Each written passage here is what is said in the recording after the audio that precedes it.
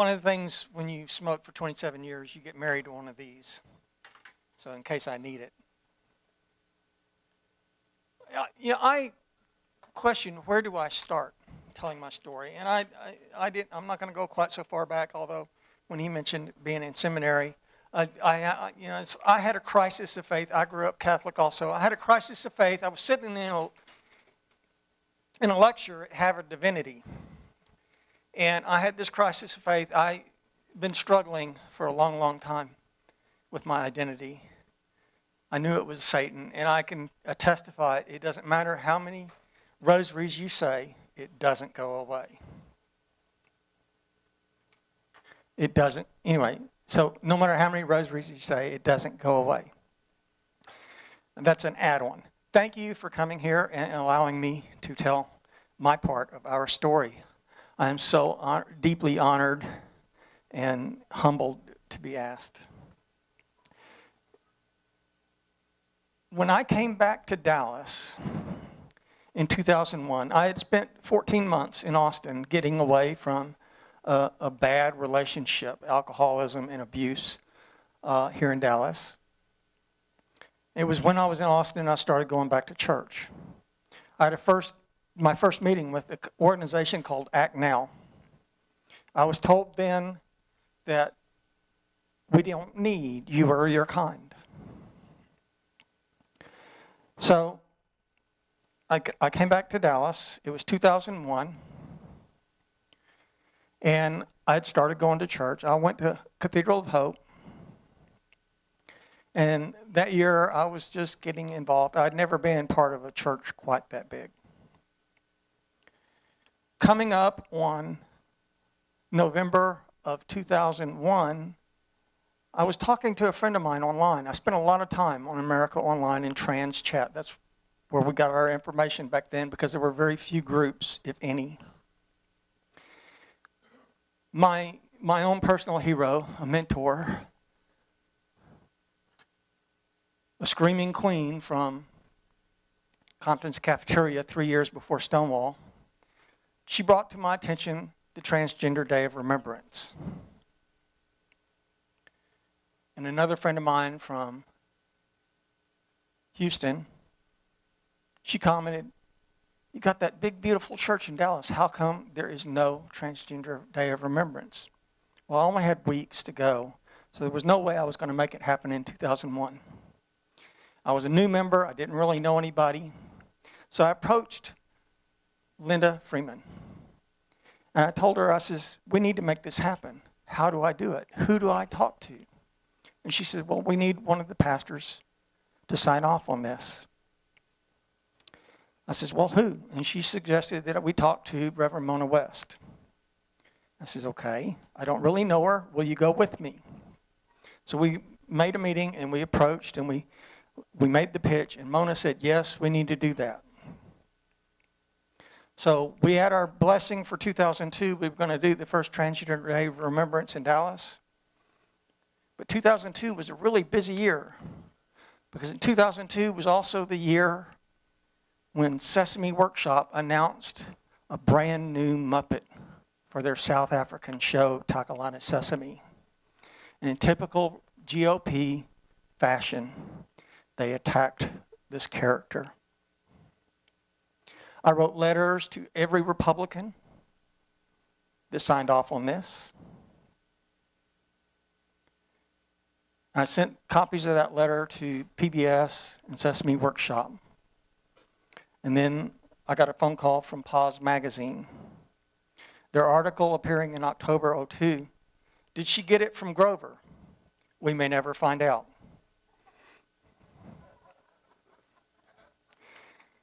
Despite a rumor that launched a week-long media uproar in July, an HIV-positive Muppet new to South Africa's Takalani Sesame will not be debuting on the show's U.S. counterpart this season.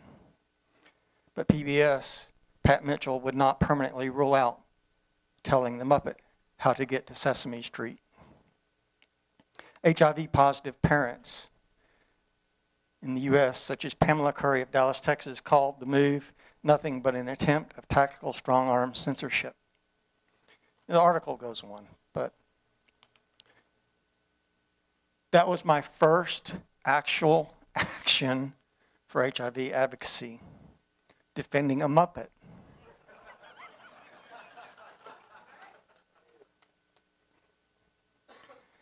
So, approaching November 2002, we organized the first Transgender Day of Remembrance, and as far as I'm aware, this may be the only surviving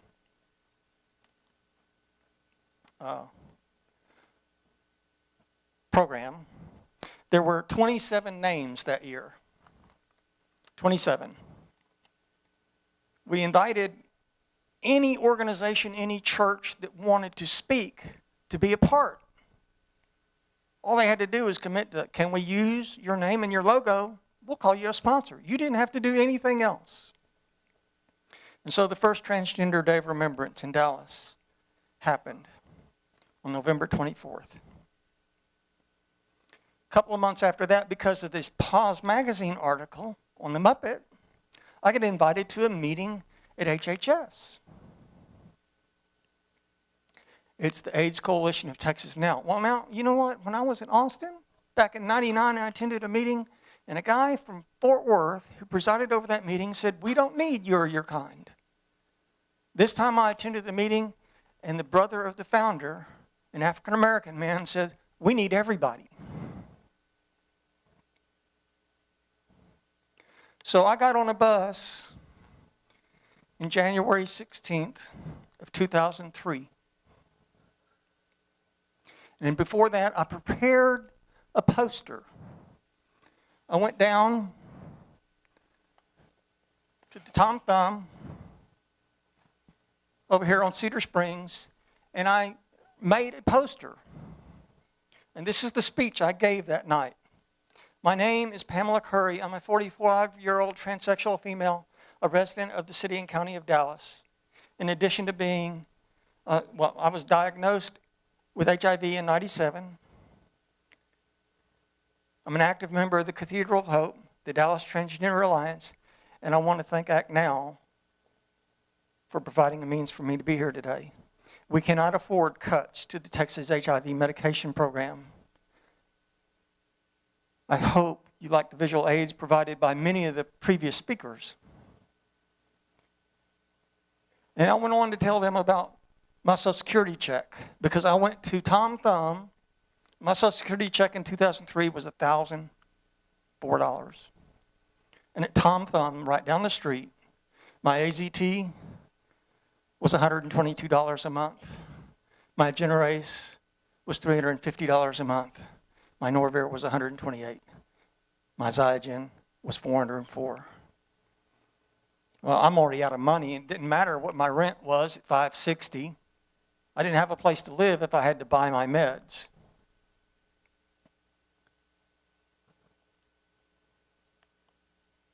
As I was telling my story,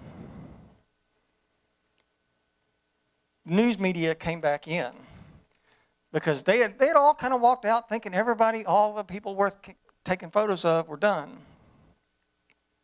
And so they came back in because they saw this poster. It was exciting. Someone was telling a story.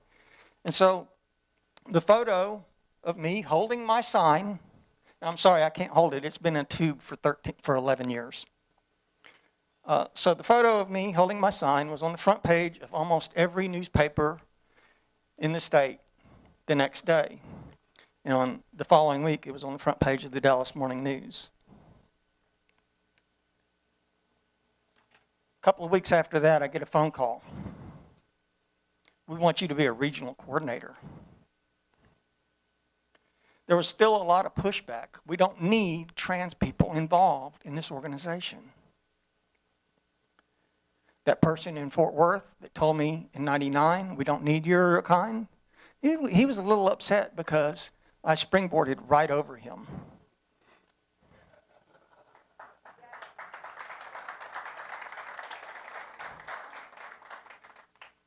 The entire time I worked with this organization, I got a lot of pushback.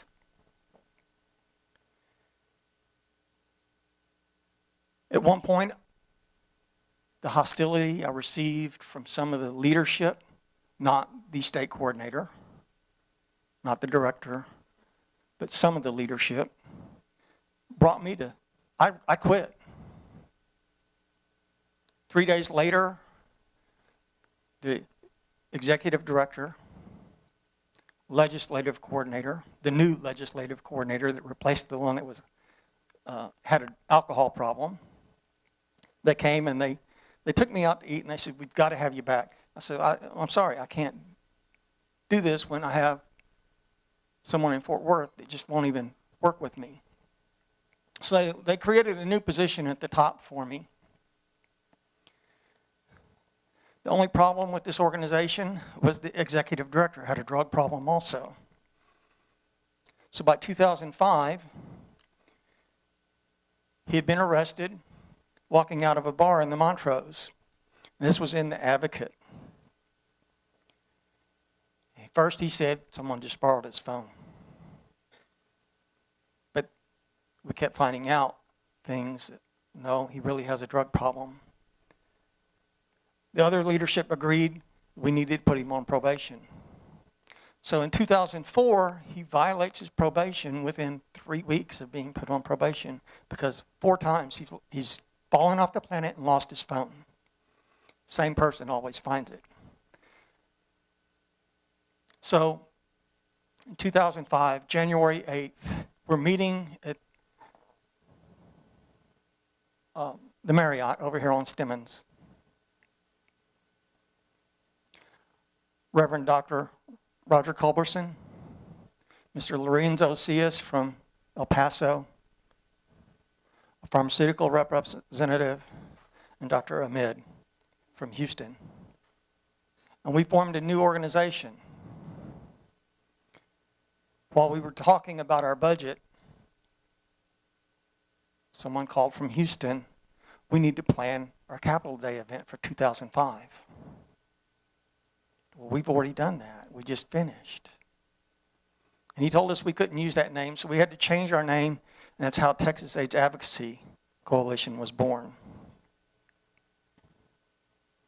In 2004, I had been at a patient advocacy summit in Philadelphia, and they interviewed me, and they said, why do you advocate for people? It's simple. It's the same reason I help anybody. It's because someday I may be too weak, too sick, too ill to speak for myself. So I surmised, basically, Martin Niemöller's, they came for the communist.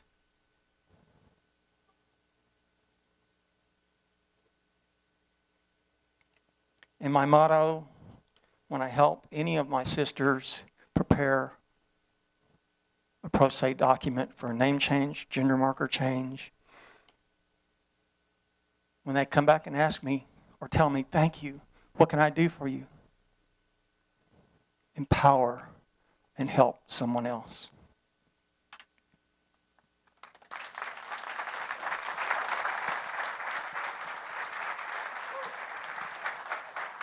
Thank you.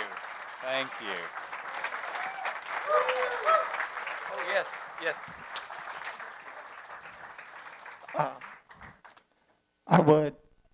I would like to donate this poster. It's been in a tube in my closet for 11 years. We were going to ask for Huh? We were going to ask you. Thank So you. great. Thank you so much.